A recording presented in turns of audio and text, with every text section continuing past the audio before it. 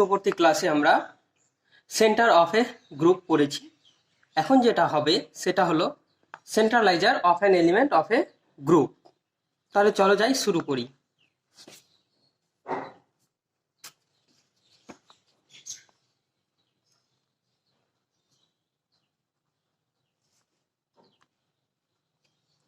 সেন্ট্রালাইজার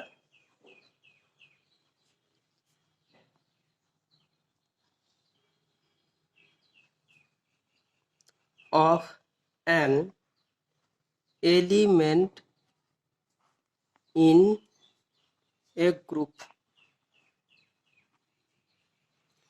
একটা গ্রুপের একটা এলিমেন্টের সেন্ট্রালাইজার করব। তাহলে প্রথমে আমরা ডিফাইন করব কিভাবে, এই জিনিসটা টপিকটা আমরা ডিফাইন করব কিভাবে। প্রথমে করে ধরে নেব late G composition be a group. এটা হলো একটা group. and let H be the subset of G defined by H equal to X belongs to G such that X composition A equal to A composition X।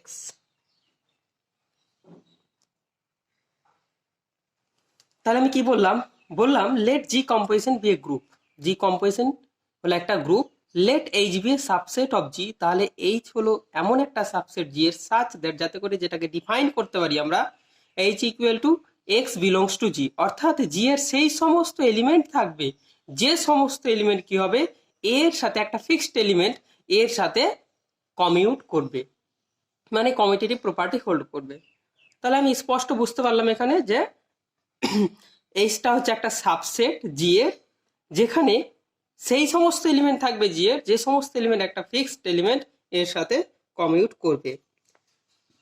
নাও আমরা দেখাবো এই subset হলো একটা subgroup জি এর। যদি আমরা এই সাবসেট এইচটাকে জি এর সাবগ্রুপ দেখাতে পারি, তাহলে আমরা বলবো এই এইচ সাবগ্রুপটাই হলো একটা কি centralizer of an element in a group. তাহলে একটা গ্রুপের একটা এলিমেন্ট এ এর সেন্ট্রালাইজার, বুঝে গেল জিনিসটা। তাহলে চলো এবার আমি দেখাই এটাকে সাবগ্রুপ কিভাবে দেখাই। তাহলে আমরা প্রুভ করব। Now we will prove that H is a subgroup of G. তাহলে এইচটাকে জি এর সাবগ্রুপ দেখাবো। তাহলে প্রথমে কি ধরে নেব আমরা, let E belongs to G be the identity element of G. তাহলে জি এর আইডেন্টিটি এলিমেন্ট, তাহলে কি বলবো আমরা, জি এর আইডেন্টিটি এলিমেন্ট হলো, এবার আমরা দেখাবো এই আইডেন্টিটি এলিমেন্টটা এখানে আছে। তাহলে আমি জানি না, অতএব দিয়ে লিখতে পারি E composition A equal to A composition E, এটা হবে। অতএব E belongs to H, so H is non empty. তাহলে আমরা কি করলাম, এইচটাকে নন এমটি দেখাতে পারলাম। এবার এইচ যদি নন এমটি হয়, তাহলে আমাকে সাবগ্রুপ হওয়ার জন্য দুটো প্রপার্টি হোল্ড করতে হবে। নাম্বার ওয়ান হচ্ছে, যদি আমরা দুটো এলিমেন্ট এইচ থেকে ধরি এবং ওই দুটো এলিমেন্টকে যদি দেখাতে পারি এইচে আছে, তাহলে ফার্স্ট প্রপার্টিটা হোল্ড করছে। এবং নাম্বার টু, যদি এইচে একটা এলিমেন্ট কন্টেইন করে এবং ওই এলিমেন্টে যদি ইনভার্সটা এইচে থাকে, তাহলে আমরা বলবো এইচটা সাবগ্রুপ জি এর। আর জি এর সাবগ্রুপ হয়ে গেলে আমরা কিন্তু এই সাবগ্রুপটার নাম দেবো centralizer of an element in a group G. তাহলে অফ অ্যান এলিমেন্ট, এখানে এলিমেন্টটা বলতে কি বোঝাবে, এখানে এলিমেন্টটা বোঝাবো যে ফিক্সড আমাদের এলিমেন্ট এটা দিয়েছে, সেই এটাকে বলবো এ। তার মানে এই সেন্ট্রালাইজার, এইচটা হচ্ছে centralizer of an element A in a group G composition. তাহলে এরকম আমরা বলতে পারবো। Now let P comma Q belongs to H, then তাহলে আমাদের এই প্রপার্টিটা হোল্ড করবে। দেন লিখতে পারি, কি লিখতে পারি এখানে, P composition A equal to A composition P, number one. আবার লিখতে পারি Q composition A equal to A composition Q, number two. তাহলে এই দুটো আমরা কিন্তু লিখতে পারি। এবার আমি দেখাবো যেখানে এই দুটোর ক্ষেত্রে কিন্তু এ কোথায় থাকবে, জিতে থাকবে। আচ্ছা, এবার আমাকে কি দেখাতে হবে, এই পি আর কিউ দুটোর কম্পোজিশন এইচ এ থাকবে। তার মানে আমি কি লিখতে পারি, পি কম্পোজিশন কিউ, আমি কি করব, এই প্রপার্টিটা হোল্ড করতে হবে, মানে এই প্রপার্টিটা আমাদের হোল্ড করাতে হবে। তাহলে কম্পোজিশন এ নিলাম, তাহলে এটাই কি করা যায় দেখো, পি কম্পোজিশন কিউ কম্পোজিশনে অ্যাসোসিয়েটিভ প্রপার্টি হবে, অ্যাসোসিয়েটিভ প্রপার্টি লাগাতে পারবো এখানে। তাহলে এখানে কি করা যায়, আবার দেখো পি কিউ কম্পোজিশন এ কত আছে, এখানে এ কম্পোজিশন কিউ, তাহলে কি করলাম, P composition A composition Q এখানে বাই টু, তাহলে আমরা বাই টু দ্বারা লিখতে পারলাম এখানে। আবার দেখো এ কম্পোজিশন কিউ, তাহলে আমি এক কাজ করি, অ্যাসোসিয়েটিভ প্রপার্টি লাগাই আবার কিউ। তাহলে এখানে দেখো আবার আমি কি করতে পারি, এখানে এখানে দেখো পি কম্পোজিশন এ কত আছে, পি কম্পোজিশন এ কত আছে, A composition P, A composition P composition Q, এখানে লিখবো বাই ওয়ান। আবার এটা লিখতে পারি A composition P composition Q, তাহলে অতএব দেয়ারফর কি পেলাম আমরা, P composition Q composition A, তাহলে এই প্রপার্টিটা আমরা হোল্ড করলাম। যেখানে সেমিকলন দিয়ে কি লিখতে পারি, এ বিলংস টু জি। তাহলে এটা যদি হয় তাহলে অতএব বলতে পারি therefore P comma Q belongs করছিল এইচ এ, ইমপ্লাইজ করছে পি কম্পোজিশন কিউ বিলং করছে এইচ এ। এগেইন আবার কি করব আমরা, আবার আমরা এটাকে ধরবো, কি ধরবো লক্ষ্য করো, আমি এইভাবে ধরতে পারি, নাও পি বিলংস করছে এমপ্লয়েজ অ্যান্ড আমরা ধরে নিলাম কি পি ইনভার্সটাকে এবার লেখার চেষ্টা করব। তাহলে আমরা এটা লিখছি দেখো, পি দেন এখানে লিখতে পারি then P composition A equal to A composition P. এবার বোথ সাইডে আমি কিছু লেফট হ্যান্ড সাইডে কি করছি, পি ইনভার্সের কম্পোজিশন নিচ্ছি, আবার রাইট হ্যান্ড সাইডেও পি ইনভার্সের কম্পোজিশন নিচ্ছি। দেখো তাহলে কি করতে পারি, পি ইনভার্স কম্পোজিশন পি কম্পোজিশনে কম্পোজিশন পি ইনভার্স, এদিকেও সেম কেস করব, পি ইনভার্স কম্পোজিশন পি কম্পোজিশনে কম্পোজিশন পি ইনভার্স করলাম। তাহলে এরপরে দেখো আমি অ্যাসোসিয়েটিভ প্রপার্টিটা লাগানোর চেষ্টা করছি। তাহলে কি পাবো এখানে, অতএব আমি এক কাজ করলাম, পি ইনভার্স ছিল কম্পোজিশন কত ছিল পি, এখানে ফার্স্ট অ্যাসোসিয়েটিভ নিলাম, এখানে এ কম্পোজিশন কি ছিল পি ইনভার্স, কোনো প্রবলেম নাই। এবার দেখো এখানে কি করছি, এখানে কত ছিল, পি ইনভার্স ছিল, কম্পোজিশন ছিল এ কম্পোজিশন পি ছিল, কোনো প্রবলেম নাই। আচ্ছা, এটা প্রপার্টিটা উঠিয়ে এখানে করলাম কম্পোজিশন পি ইনভার্স, তাহলে অর দিয়ে কি হবে, পি ইনভার্স এবং পি কত হয়ে যায়, এটা ই হয়ে যাবে, তাহলে ই আর এ কম্পোজিশন কত হয়ে যাবে, এ হয়ে যাবে, তাহলে এ কম্পোজিশন পি ইনভার্স এলো, ইকুয়াল টু এখানে কত হবে, পি ইনভার্স কম্পোজিশন এ, আবার এটা ই, তাহলে এ কম্পোজিশন ই মানে এ, তাহলে আমি কি পেলাম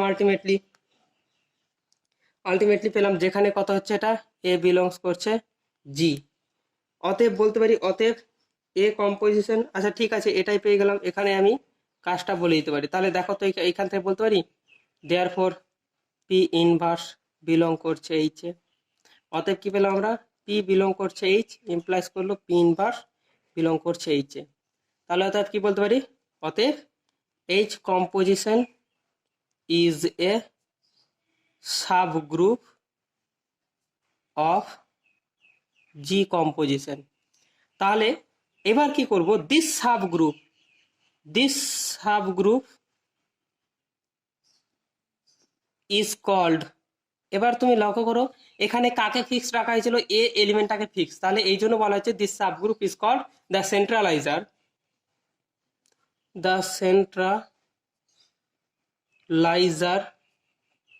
অফ অ্যান এলিমেন্টটাকে আমি ব্ল্যাকে লিখছি দেখো, element A of the group G composition. তাহলে এটা কাজ আমার হয়ে গেল। And this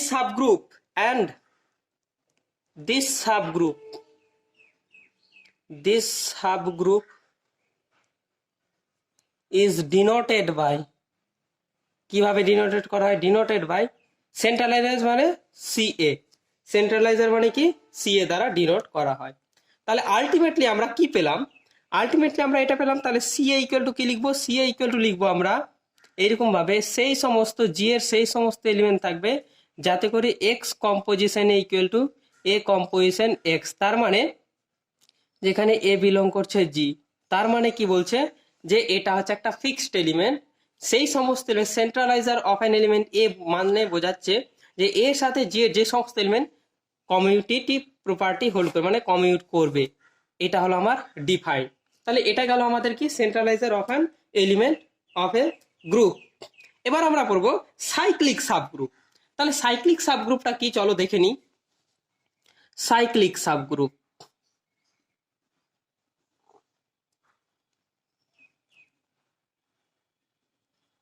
cyclic subgroup generated by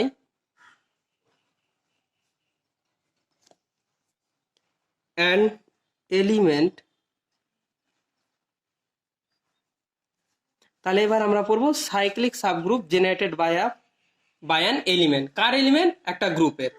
তাহলে এবার এটাকে আমরা কিভাবে ডিফাইন করছি দেখো। প্রথমে আমরা কি করে নিব, প্রথমে ধরে নিব late G composition be a group. তাহলে এটা কি ধরুন একটা গ্রুপ ধরে নিব, ঠিক আছে?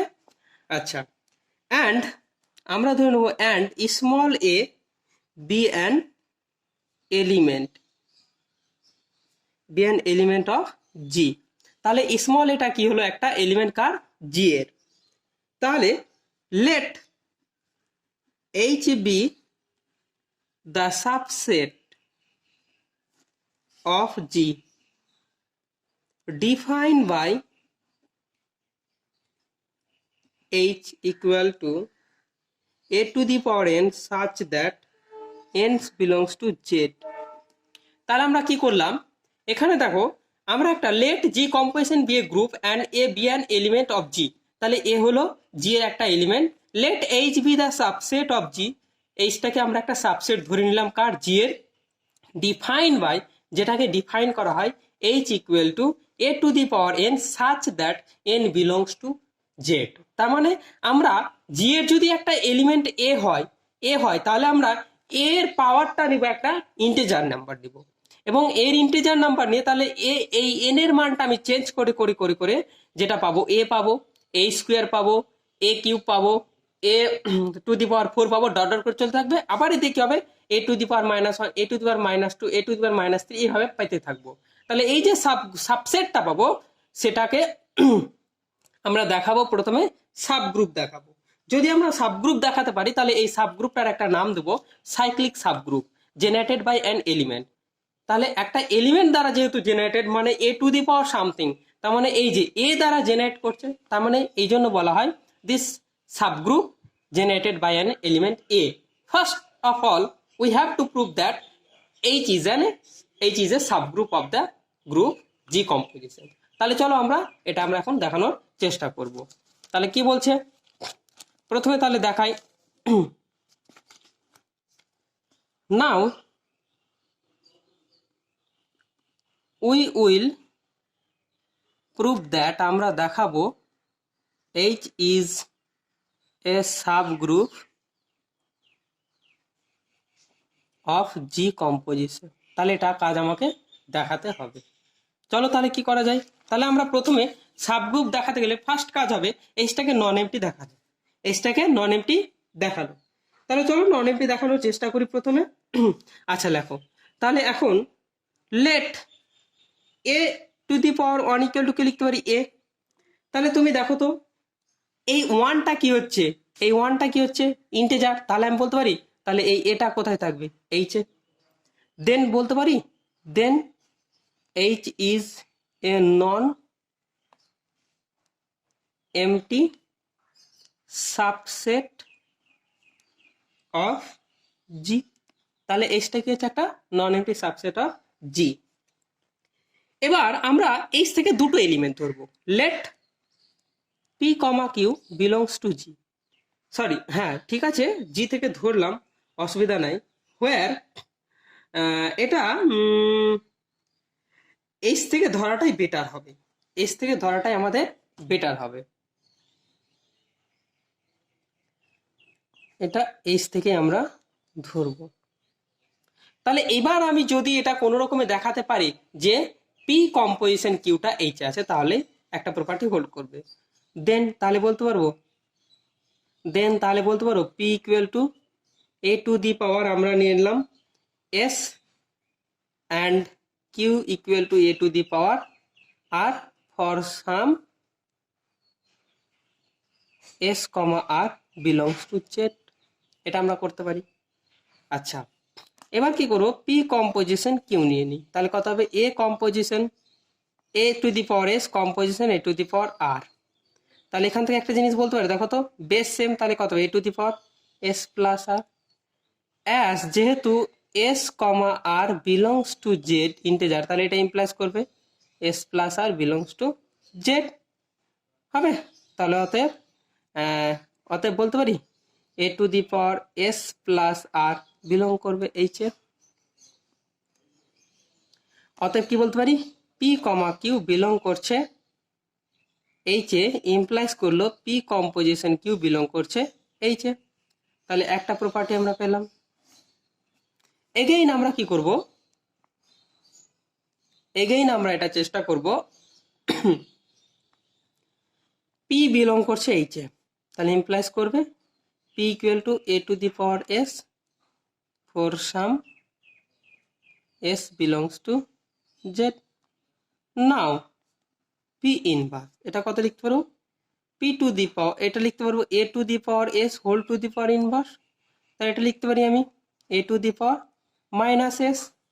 তাহলে as s belongs to Z, তাহলে এটা কি করবো, ইমপ্লাইজ করছে minus s is also belongs to Z. অতএব এটা কোথায় থাকবে, এইচ এ। অতএব পি বিলং করছে এইচ, ইমপ্লাইজ করলো p inverse belongs to H. বলতে পারি, অতএব বলতে পারি H composition is a subgroup of G composition. তাহলে এইচটা কি হলো, সাবগ্রুপ। অ্যান্ড দিস সাবগ্রুপ, এবং এই সাবগ্রুপটাকে আমরা কি বলতে পারবো, এই সাবগ্রুপটাকে আমরা বলতে পারবো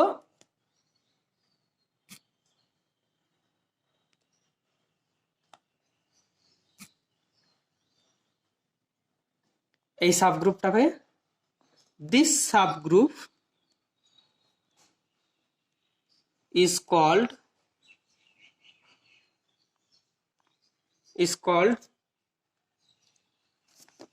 cyclic subgroup.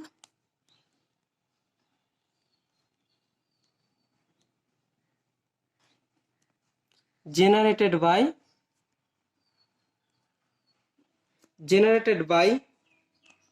an element, কোন এলিমেন্ট দ্বারা জেনারেটেড হয়েছে, এ দ্বারা, তাহলে এ দ্বারা generated by an element a. তাহলে তুমি একটা জিনিস লক্ষ্য করো, আমি যেহেতু এ টু দি পাওয়ার সামথিং দিয়ে আমি পুরো এই সাবগ্রুপটাকে জেনারেটেড করছি, ওই জন্য এটাকে বলা হচ্ছে cyclic subgroup generated by an element a. তাহলে এই ছিল আমার সাইক্লিক সাবগ্রুপ, ঠিক আছে। তাহলে এই সাইক্লিক সাবগ্রুপটা কিন্তু খুবই ইম্পর্টেন্ট জিনিস। হ্যাঁ, এবার আমরা এটাকে ইন জেনারেলি ডিনোট কি হিসেবে করে, তাহলে in generally it is denoted by a, এই যে এভাবে ডিনোট করা হয়, এভাবে ডিনোট করা হয়। তাহলে এটা ইকুয়াল টু কিভাবে লিখবো, a to the power n such that n belongs to z। এই হলো আমার যে cyclic subgroup of an group G, ঠিক আছে। এবার আমরা এরপর একটা থিওরেম পড়ব, যেটা পড়বো কি, যদি এই সাবগ্রুপটা কমিউটেটিভ সাবগ্রুপ হয়, আমাকে দেখাতে হবে যে এই সাবগ্রুপটা কি হবে, কমিউটেটিভ সাবগ্রুপ হবে। যে কোনো গ্রুপের ক্ষেত্রে যদি আমি এইটা নিয়ে আসি, তাহলে এটা একটা এলিমেন্ট দ্বারা জেনারেটেড সাইক্লিক সাবগ্রুপ অলওয়েজ কি হয়, কমিউটেটিভ সাবগ্রুপ হয়। তাহলে চলো ওটা আমরা দেখাই কি হচ্ছে।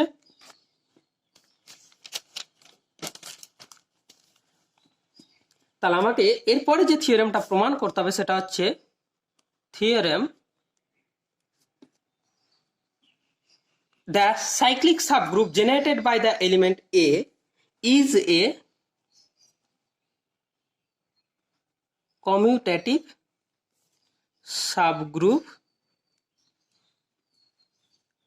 of the group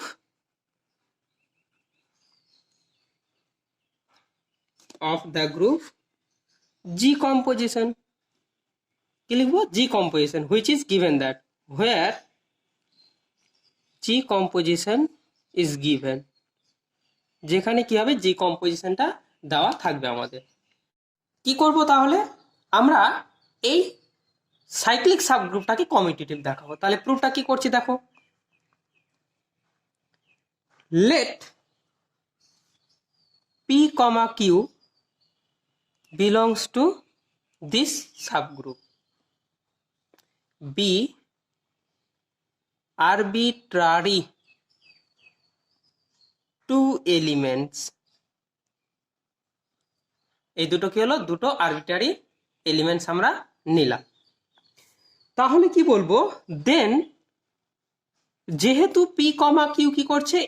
এ দ্বারা জেনারেটেড সাইক্লিক সাবগ্রুপের এলিমেন্ট, তাহলে এ পি এবং কিউটাকে লিখতে পারো P equal to A to the power S, Q equal to A to the power R for some S comma R belongs to Z. এটার জন্য আমরা লিখতে পারবো। অতএব দিয়ে আমরা কি করব? এই দুটো কম্পোজিশন নিব। তাহলে p composition Q equal to কি করছি? A to the power S composition A to the power r. এবার বেস সেম, তাহলে কি করতে পারি? এস প্লাস আর করতে পারি আমরা, এস প্লাস আর আমরা করতে পারি। এবার এটাকে আমরা লিখতে পারি আর প্লাস এস, কারণ আমরা জানি অ্যাডিশন ইনটু ইন্টিজার বা ইন্টিজারের অ্যাডিশন সবসময় কি হয়? অ্যাসোসিয়েট কমিউটেটিভ প্রপার্টি হোল্ড করে। তাহলে এটা কিন্তু লিখতে পারি a to the power r into a to the power s. তাহলে এটা কিন্তু কত লেখা যায়? এ টু দি পাওয়ার আর মানে কত? পি, কিউ এই যে কিউ, আর A to the power S মানে কিউ পি। তাহলে কিউ কম্পোজিশন পি। অতএব কি পেলাম? P composition Q equal to Q composition P আমরা পেলাম। ঠিক আছে, তাহলে এই জিনিসটা পেলাম। এবার যেহেতু পি কিউ আরবিট্রারি এলিমেন্ট ধরেছি, তাহলে বলতে পারি এখান থেকে আমরা বলতে পারি for all p comma Q belongs to the cyclic subgroup a, cyclic subgroup this generated by a. অতএব বলতে পারি therefore a this cyclic subgroup is a commutative subgroup of G composition. তাহলে এই ছিল আমার প্রুফটা। ঠিক আছে, এরপরে আমরা এতদিন পর্যন্ত ধরে যে অর্ডার অফ প্রথমে গ্রুপ এর এক্সাম্পল অ্যান্ড ডেফিনেশন পড়েছিলাম and some theorems. After that we solved exercise 8. After that we have learned about the permutation group and the type of permutation, and after that we have solved the exercise number 9, and after that we have learned about the order of an element of a group and also the order of an group, and we solved the exercise number 10, and after that we have learned about subgroups, and there are some theorems and examples and counter examples we have learned already, and we have finished the subgroup from at this point, and now we have to solve the exercise number 11. To solve the exercise number 11, we want to remember the all theorems, and after that we are going to solve the exercise number 11.